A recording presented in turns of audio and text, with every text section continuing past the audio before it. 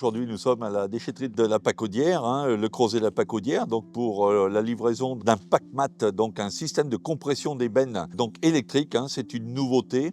Ça va dans le sens de l'évolution de nos parcs de matériel qui étaient thermiques et qui sont encore thermiques pour une bonne proportion encore assez importante, mais on y va.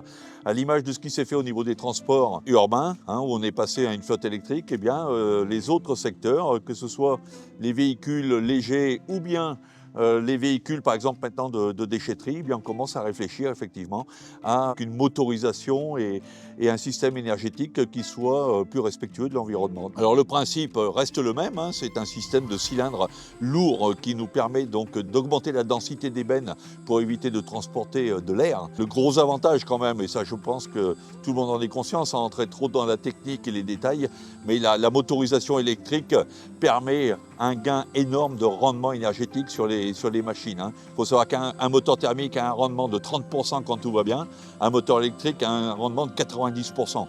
Donc on a vite fait de comprendre que le bilan énergétique n'est pas du tout le même. On a un investissement supérieur, mais je pense que le retour, que ce soit en consommation de carburant, donc énergie, carburant et énergie électrique, on va vite retomber sur nos pieds et surtout au niveau de l'entretien parce que ces équipements nécessitent un entretien beaucoup moins coûteux que les systèmes thermiques. Donc tout ça, eh bien, on va le tester et ça va peut-être nous permettre de poursuivre dans cette voie au niveau de nos investissements.